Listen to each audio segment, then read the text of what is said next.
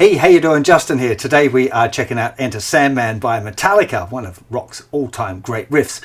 But we're not just going to learn the riff. I want to talk a little bit about how you might approach learning a song like this as a beginner, because it's kind of above a regular beginner song. It's not quite so simple. There's quite a few different elements going on. So what I thought I'd talk a bit about is how you can approach playing a song like this. If you really love Metallica and you want to play this style of music, or there's another song of a similar kind of a little bit too difficult for me now, Red Hot Chili Peppers or something, but you're keen to have a go, what can you do about trying to learn a song like this? So I thought I'd take you through.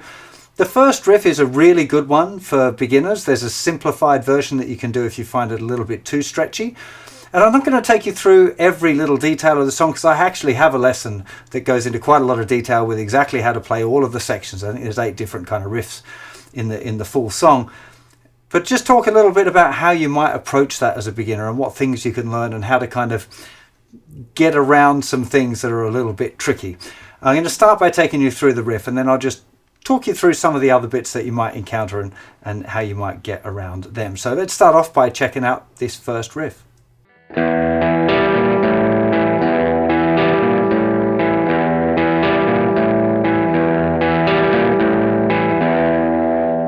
Okay, so let's go into detail about what's going on here. Now, the first thing already for most beginners that's going to be difficult is the fingering for this, because the second finger and the fourth finger stay put for that whole riff. Little finger's down on the 7th fret of the 5th string. Second finger is down on the 5th fret of the 4th string. Now that's already going to be difficult for some of you. I will show you a little cheat. It's a great exercise though to be able to keep those 2 fingers. Remember, they've got to be right up next to the fret as well if you can. To keep those 2 fingers stationary while you manipulate using your 3rd and 1st finger, because the riff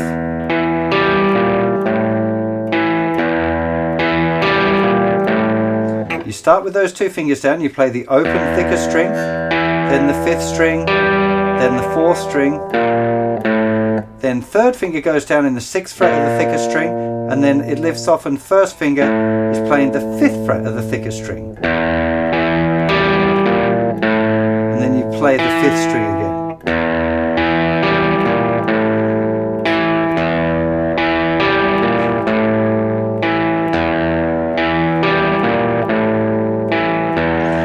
I'll admit to you, when I first learned this, I didn't learn it with that finger there. I learned it with the open string, because you might know that when you tune a guitar like this, that this note G at the 5th fret of the 4th string can also be played as an open 3rd string.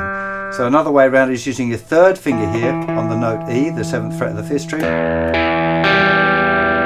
all that's, you play open, 5th string, 3rd string.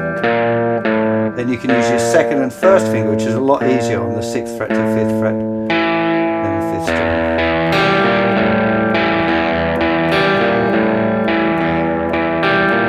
It's almost the same. It's the same note, but the open string just chimes a little more. And in the riff, I guess James or Kirk decided that it suited the song better to use that note. Now, as an exercise for beginners, that's a really fantastic riff. It is just difficult. So if you really struggle but you want to play the song, this is one of those things where simplifying it a bit, like if you look at watched a YouTube tutorial where they hadn't done enough research, they'll probably be showing that as an open string. That would be, it's a lot easier to play it that way. It just doesn't quite sound right. So that's the kind of thing that you can look for when you're learning a song that's a bit difficult, is there a way of playing it that sounds more or less the same but is actually just a little easier under the fingers. Now, after that section, we get into this little bit that goes, it's got a bit more gain. I'm just turning my volume back up now to get a bit more crunch.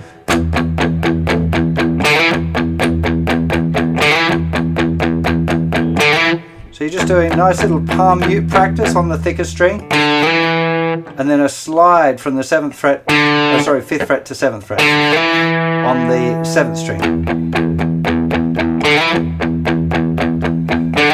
Now most of you probably won't have too much trouble with that. Rhythmically you might find it a little tricky to move the slide so fast, but that's kind of a good thing to practice anyway. After some of that slidey action, we come to another riff which kind of enters gradually. We end up with this.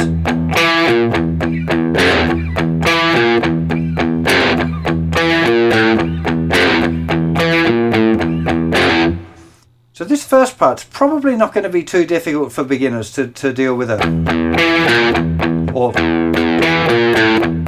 But this is going to be, which is an F power chord with the first and little finger and flicking it off. I think you put your second finger down. I just flick it off to the open string really.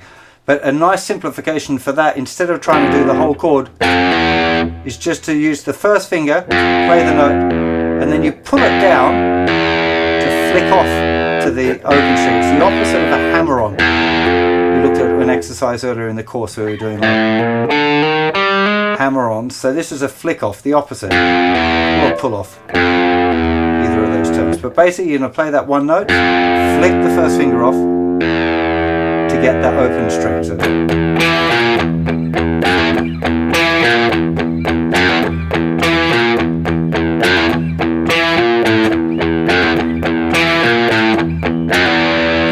after a few rounds of that, we get to the chord.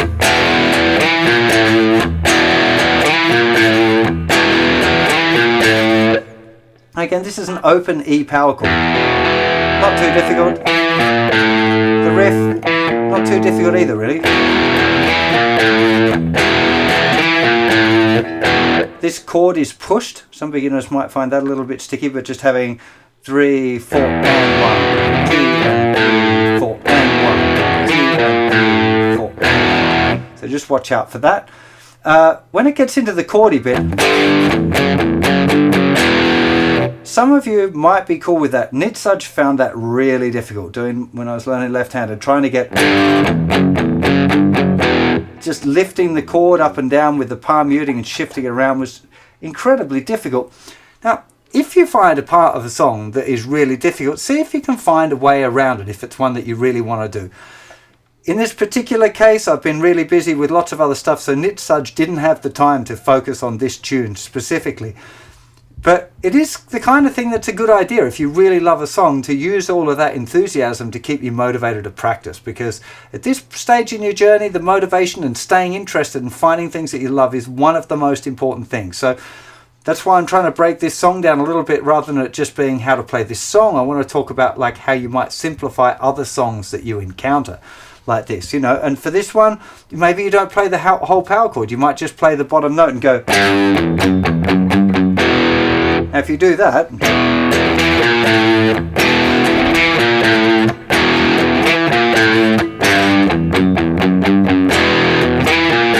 it's a lot simpler to do it that way than having to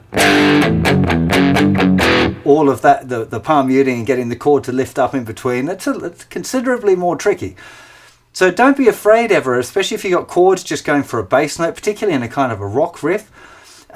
If you find there are bar chords in a song that you can't play, you can always resort to power chords. If you can't play the 3-note power chord, you could go to a 2-note power chord. If you can't do that, you could go for just the bass note, particularly with a bit of distortion. It's probably going to sound okay. So it's not the ideal, but it's the kind of thing that can grow with you. If you've learned a song as a beginner and having a few battles with it, you might just have to find a way through that early stage to enjoy playing the song, and as you improve, the song will improve with you. You'll be able to add more to it as you go along. Don't be afraid of that.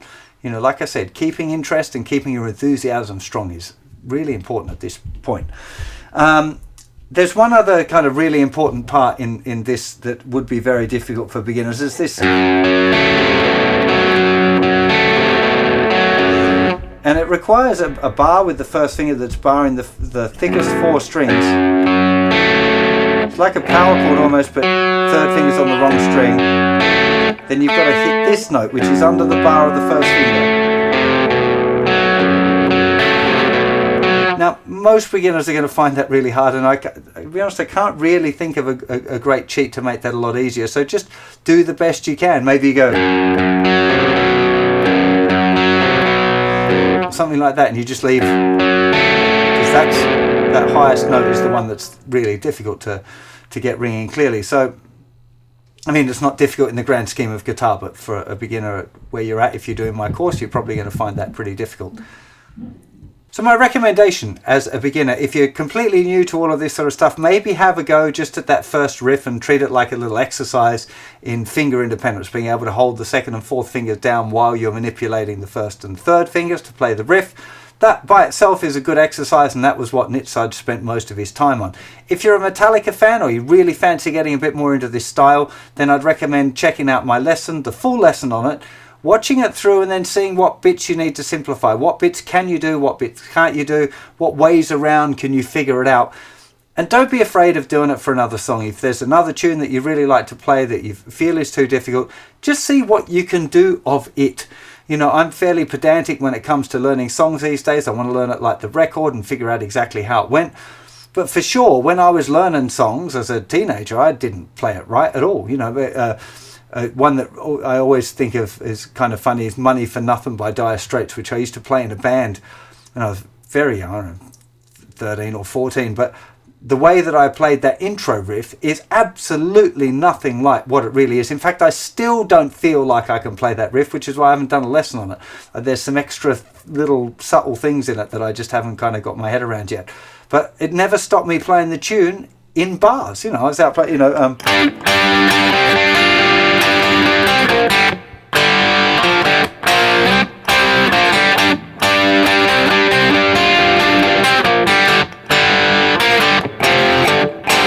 or something like that. You know, I'd come up with this simple version, listening to the record. I didn't have the ear to figure out exactly what it was, but it didn't stop me enjoying playing music that I love to do my version of it. Rolling Stone songs, another band I loved as a kid. I didn't know about the open tuning thing, so I was playing all of the songs of theirs that I loved, like Honky Tonk Woman or whatever, but in the wrong tuning. Didn't matter. I still loved playing the songs. I could gig them. It sounded fine. So what I'm trying to get at it here is a lot of people feel the pressure to be able to play things exactly right and to really get focused on minutiae, when actually the thing that you want to be aiming for at this stage in your journey is enjoying yourself and playing songs that you really love, making music, getting into the feeling of making music and not worrying about like, oh, I didn't do it exactly right or that didn't work. I'm not trying to give you excuses. I do think there's a lot of merit in studying and practicing and getting things right. I think that's an important part of the way, but on top of that, you want to just have fun and play music that you really love. So don't let where you're at stop you playing songs that you love. That's kind of where I'm getting to with all of that. So I hope you have a lot of fun with that riff or the whole tune, depending on what it is that you go for. And I'll see you for plenty more lessons very soon. You'll take care of yourselves. Bye-bye.